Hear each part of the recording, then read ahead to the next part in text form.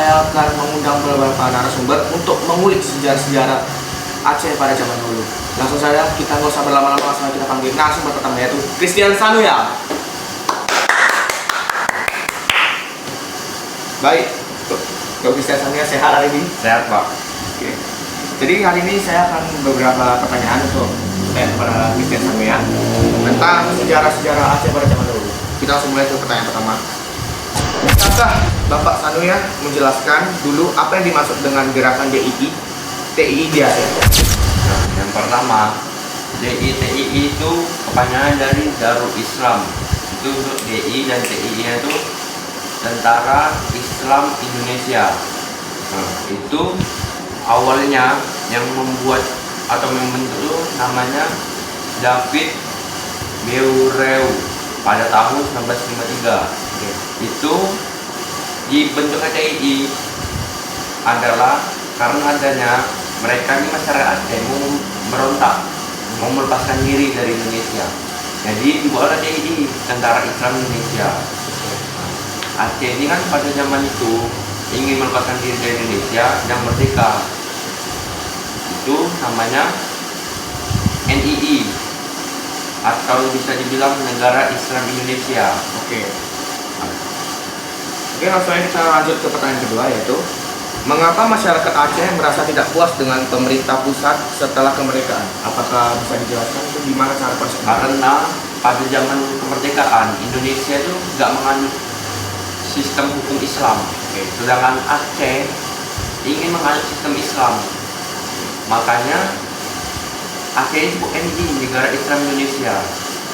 Karena adanya pemberontakan, kenapa pemberontakan ini bisa berkembang dengan cepat? Karena itu keresahan masyarakat.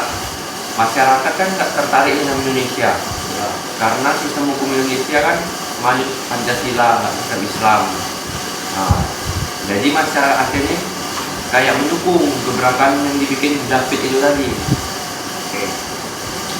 Oke, mari kita lanjut ke pertanyaan selanjutnya, yaitu apa faktor utama yang membuat aspirasi syariat Islam di Aceh tidak terpenuhi?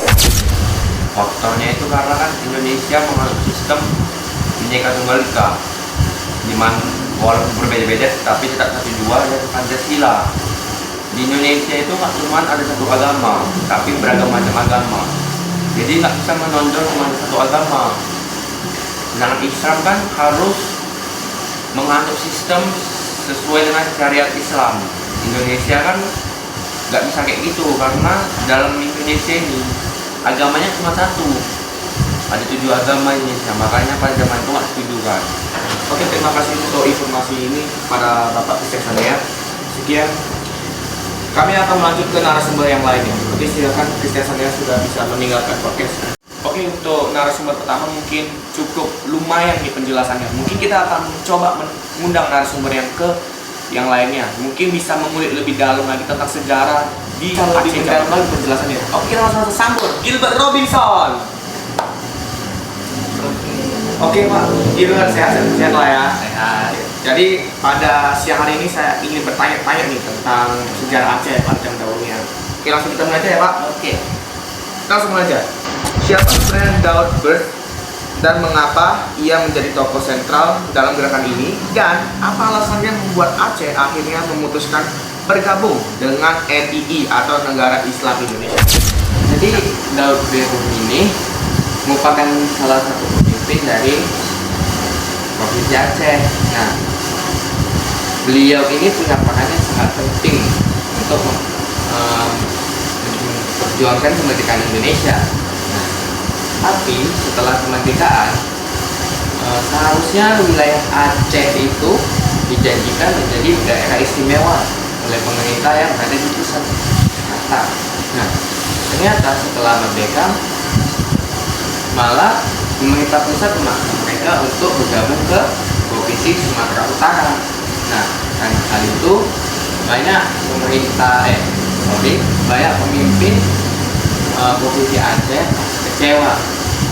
Lalu selain dari itu, Daud Birth ini juga merupakan seorang ulama, dan dia melihat kalau pembangunan dalam negara ini masih kurang dalam wilayah Islamnya. Jadi dibuatlah wilayah Aceh itu bergabung ke NII atau Negara Islam Indonesia. Nah, menurut dia NII itu merupakan satu langkah untuk memperjuangkan keadilan dan nilai agamanya gitu.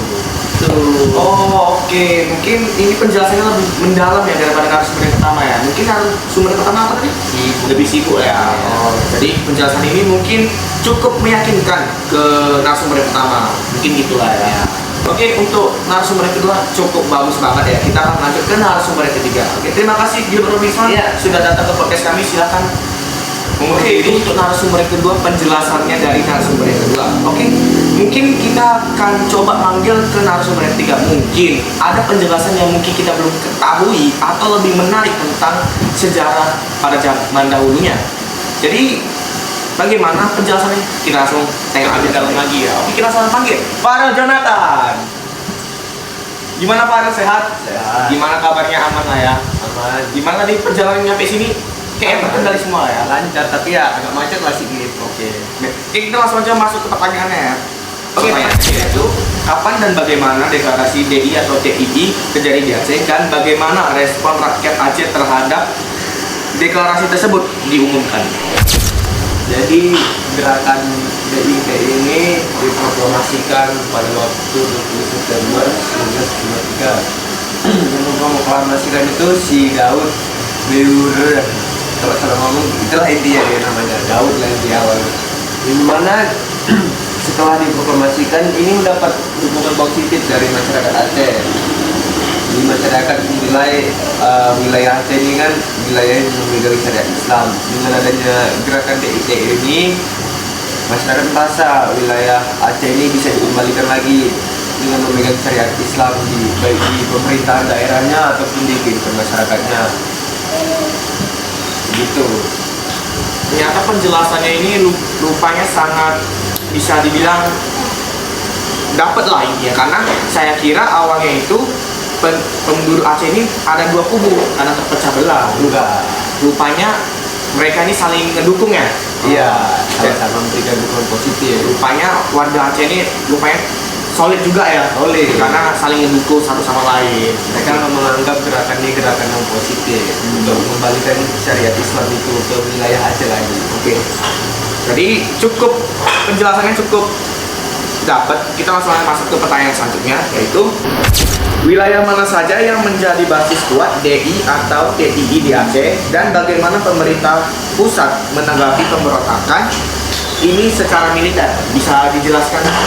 Setelah tadi kan udah diproklamasikan, baru DITI ini bergeraklah untuk melaksanakan pergerakannya. Wilayah yang jadi basis dari DITI ini itu di pegunungan dan pedalaman. Jadi Darul Islam atau Tentara Islam Indonesia membuat wilayah basis mereka itu di daerah pegunungan dan pedalaman.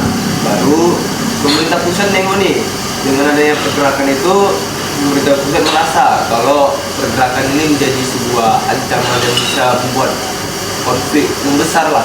Dengan adanya pergerakan ini, respon dari pemerintah pusat itu melihat bahwa harus mengirimkan tentara dari pemerintahan pusat. Jadi setelah dikirimkan lah nih pemerintahan dari pusat, mulailah terjadi banyak konflik antara tentara Islam Indonesia atau Darul Islam ini DITI dengan tentara pusat yang dikirimkan dari pemerintah. Karena kan awalnya pemerintah kan ini tutup kuping lah, karena masyarakat Aceh minta kan wilayah Aceh dikembalikan syariat Islamnya. Rupanya pemerintah pusat nggak peduli, nggak ngasih respon gimana. Terus tadi kan sudah memproklamasikan gerakan dari DITI ini untuk membuat wilayah Aceh kembali megang syariat Islam kan. Nah, karena itulah jadi melihat masyarakat yang memberikan dukungan, sekaligus memang pemerintah dari awal sebelumnya nggak setuju, pemerintah mengirimkanlah untuk adanya tentara dari pemerintahannya. Setelah dikirimkan, rupanya ya itu banyak terjadi pergesekan antara dari tentara Islam Indonesia-nya atau Darul Islam ini dengan tentara pusat. pergesekan inilah yang membuat jadi adanya banyak hal yang terganggu, baik itu di ekonomi daerah sana jadi terganggu, terhambat dia pertumbuhan ekonomi di sana. Baru keamanan warga di sana pun menjadi terancam karena kan ada peperangan secara militer antara kedua pihak ini. Jadi ya semuanya keamanan di sana membuat warga Aceh ini jadi resah tentang keamanannya. Mereka jadi banyak hal yang ditakutkan lah karena ada pergesekan secara militer begitu. Wow, dari suatu konflik ya bisa sampai separah ini ya, sampai Iya. ekonominya, dari tentara ya, tentaranya, agamanya, dan juga penjelasannya ini juga lumayan karena ada dijelaskan kayak tentang suatu konflik dan suatu agama atau tentara yang lain, dan juga membangun pegunungan di pegunungan. Memulainya di daerah pegunungan dan pedalaman. Oh. Mereka mulai pergerakannya dari situ. Jadi si Darul Islam dan tentara Islam Indonesia ini awalnya berhasil megang yang memulai itu, mereka berhasil menguasai daerah pegunungan dan pedalaman yang ada di Aceh. Oke, saya ngerti. Jadi mungkin ini penjelasan dari Farel Jonathan. Oke, mungkin terima kasih untuk Farel Jonathan sudah menjelaskan ya dari awal sampai akhir. Oke, sekian. Oke, ini kita sudah masuk ke yang terakhir nih. Kita sudah menyaksikan narasumber yang pertama, narasumber yang kedua, dan narasumber yang ketiga. Jadi kita langsung panggil narasumber yang terakhir, yaitu Jerry Lucas. Selamat siang Jerry Lucas, gimana kabarnya nih? Yang juga kan. Kayaknya sehat terus lah nih ya. Gimana di perjalanan ke sini, aman lah ya?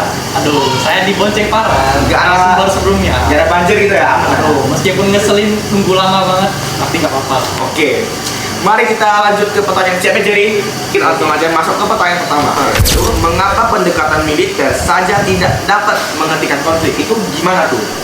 Karena memang kekecewaan rakyat Aceh itu bukan bersumber dari pendekatan militer ya, tapi memang dari konfliknya ekonomi dan pelaksanaan hukum atau kebijakan yang tidak sesuai dengan syariat Islam. Kita langsung aja masuk ke pertanyaan kedua. Siap ya Jerry? Masuk aja. Oke. Apa yang akhirnya mendorong terjadinya negosiasi antar Aceh dan pemerintah pusat nih Jerry? Karena setelah berlangsungnya perang ini itu tidak ada penyelesaian akhirnya, dan memang sejak perang ini berlanjut banyak kali korban jiwanya. Para tokoh-tokoh termasuk di Indonesia maupun Aceh melihat lebih baik kita negosiasi untuk mencari jalan akhirnya. Jadi tanpa konflik atau peperangan lagi lah gitu ya. Iya. Jadi damai ini kita. Iya. Oke. Kita sampai masuk ke pertanyaan terakhir, yaitu hak istimewa apa saja yang diberikan kepada Aceh saat itu, Jer?